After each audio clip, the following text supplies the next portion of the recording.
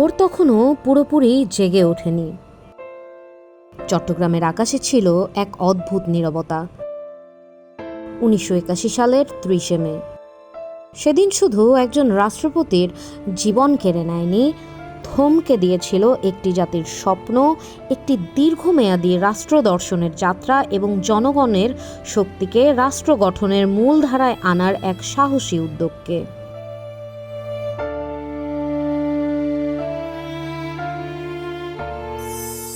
সেদিন শাহাদত বরণ করেন বাংলাদেশের 7ম রাষ্ট্রপতি, মুক্তিযুদ্ধের অন্যতম সেক্টর কমান্ডার, স্বাধীনতার ঘোষক এবং আধুনিক বাংলাদেশের রূপকারদের একজন শহীদ রাষ্ট্রপতি জিয়াউর রহমান।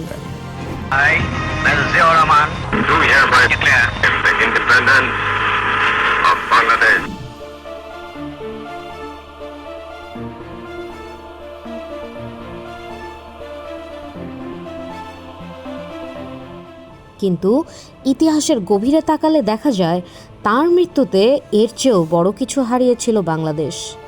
হারিয়েছিল এমন একজন রাষ্ট্রনায়ককে যিনি বিশ্বাস করতেন একটি দেশের সবচেয়ে বড় শক্তি অস্ত্রাগারে নয়, প্রান্তিক জনগণের সম্মিলিত উন্নয়ন অংশীদারিত্বের মাঝে।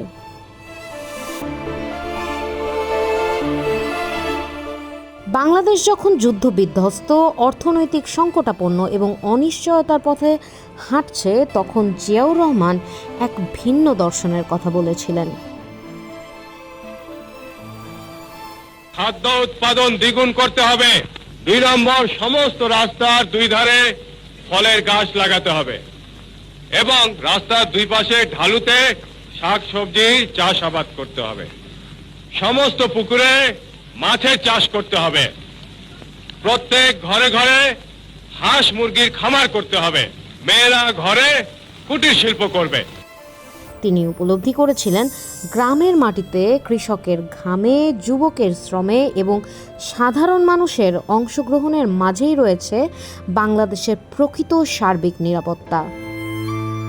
তার বিশ্বাস ছিল রাষ্ট্র তখনই শক্তিশালী হবে যখন সাধারণ মানুষ রাষ্ট্রের মালিকানাবোধ অনুভব করবে ও নিরাপত্তা অবকাঠামোয় সাধারণ ধারণায় সম্পৃক্ত হবে। এই দর্শন থেকেই জন্ম নেয় তার বহুল আলোচিত পিপলস ওয়ারফেয়ার ডক্ট্রিনের ধারণা। এটি শুধু নিরাপত্তা সুরক্ষা কৌশল ছিল না, এটি ছিল একটি জাতীয় উন্নয়ন ও সামাজিক স্থিতিশীলতা ও সমৃদ্ধির দর্শন, একটি রাষ্ট্রচিন্তা, একটি সামাজিক আন্দোলন, যেখানে জনগণ শুধু সুবিধাভোগী নয়, বরং উন্নয়ন ও নিরাপত্তার সক্রিয় অংশীদার। আনসার ভিডিপি জনগণের শক্তিকে সংগঠিত করার এক অনন্য প্রয়াস। এই দর্শনের বাস্তব রূপ দেখা যায় বাংলাদেশ আনসার ও গ্রাম প্রতিরক্ষা বাহিনীর বিকাশে। 1976 সালে তিনি যে গ্রাম প্রতিরক্ষা বাহিনীকে নতুনভাবে সংগঠিত করেছিলেন, তার লক্ষ্য ছিল অনেক বৃহৎ। এটি ছিল না শুধু পাহারা দেওয়ার একটি বাহিনী, এটি ছিল সাধারণ মানুষের ভেতরে নেতৃত্ব সৃষ্টি এবং সামাজিক ও পারিবারিক মূল্যবোধ চর্চার একটি অনন্য বিদ্যালয়। দুর্যোগে প্রথম সারির দৃঢ়তায় এগিয়ে আসার একটি শক্তি, গ্রামীণ সমাজে শৃঙ্খলা ও সম্প্রীতি রক্ষার একটি প্ল্যাটফর্ম, একটি আত্মনির্ভরশীল বাংলাদেশের সাংগঠনিক সক্ষমতার ভিত্তি। সেই সময় দেশের প্রত্যন্ত অঞ্চলে হাজার হাজার লক্ষ লক্ষ মানুষ প্রথমবারের মতো সংগঠিত উন্নয়নের সঙ্গে সম্পৃক্ত হওয়ার সুযোগ পায়। গ্রামের সাধারণ মানুষ রাষ্ট্রের উন্নয়ন যাত্রার অংশ হয়ে ওঠে।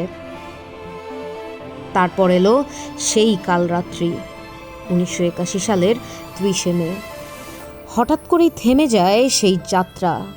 একটি বুলেট সেদিন নীরব করে দিয়েছিল অসংখ্য স্বপ্নকে, অনিশ্চয়তায় ফেলে দিয়েছিল একটি জনকেন্দ্রিক রাষ্ট্রচিন্তার ভবিষ্যৎকে। বাংলাদেশের রাজনৈতিক ইতিহাসে এরপর বহু বাঁক বদলেছে, কিন্তু সময়ের সঙ্গে সঙ্গে আরও স্পষ্ট হয়েছে জনগণকে উন্নয়নের কেন্দ্রবিন্দুতে রাখার যে দর্শন জিয়াউর রহমান তুলে ধরেছিলেন, তার প্রাসঙ্গিকতা কখনো হারিয়ে যায়নি, বরং প্রতিটি দুর্যোগ, প্রতিটি সংকট এবং প্রতিটি জাতীয় চ্যালেঞ্জ সেই দর্শনের গুরুত্ব নতুন করে মনে করিয়ে দিয়েছে। জলবায়ু সংকটের এই সময়ে কেন আবার প্রাসঙ্গিক জিয়ার দর্শন? আজকের বাংলাদেশ এক নতুন বাস্তবতার মুখোমুখি। জলবায়ু পরিবর্তন, বন্যা, ঘূর্ণিঝড়, খাদ্য নিরাপত্তার ঝুঁকি, সামাজিক অস্থিরতা, বেকারত্ব। বিশ্বজুড়ে এখন উন্নয়নের নতুন মন্ত্র হচ্ছে কমিউনিটি রেসিলিয়েন্স, লোকাল লিডারশিপ, ভলান্টিয়ারিজম এবং পিপল সেন্ট্রিক ডেভেলপমেন্ট। অর্থাৎ জনগণকে বাদ দিয়ে কোনো উন্নয়ন টেকসই নয়। অথচ 4 দশকেরও বেশি আগে জিয়াউর রহমান সেই একই বার্তা দিয়েছিলেন। তিনি বলেছিলেন, রাষ্ট্রের শক্তি জনগণের শক্তি। আজকের বাস্তবতা যেন সেই দর্শনেরই পুনরাবৃত্তি। আনসার ভিডিপির সঞ্জীবন কর্মসূচি, নতুন সময়ে পুরনো স্বপ্নের পুনর্জাগরণ। এই বাস্তবতায় বাংলাদেশ আনসার ও গ্রাম প্রতিরক্ষা বাহিনীর সঞ্জীবন প্রকল্প বিশেষ তাৎপর্য বহন করে। সঞ্জীবন কেবল একটি প্রকল্প নয়, এটি একটি ধারণা, একটি দর্শন, একটি সামাজিক পুনর্জাগরণের উদ্যোগ, যেখানে বাহিনীর বিশাল স্বেচ্ছাসেবক জনগোষ্ঠীকে সাহায্য প্রার্থী হিসেবে নয়, পরিবর্তনের কারিগর হিসেবে দেখা হয়, যেখানে স্থানীয় নেতৃত্ব গড়ে ওঠে, যেখানে আত্মনির্ভরতা, কমিউনিটির সক্ষমতা উন্নয়নের চালিকা শক্তি হয়ে ওঠে। অনেকের কাছেই এটি জিয়াউর রহমানের জনকেন্দ্রিক রাষ্ট্র দর্শনের আধুনিক প্রতিফলন। কারণ এখানে উন্নয়নের কেন্দ্রবিন্দুতেও পিছিয়ে পড়া দেশ সেবায় নিবেদিত প্রাণ জনগোষ্ঠী। পরিবর্তনের চালিকা শক্তিও বাহিনীর 60 লক্ষ স্বেচ্ছাসেবকদের 3 কোটি পরিবার সদস্য। একটি প্রশ্ন যা ইতিহাসের কাছে রয়ে গেছে।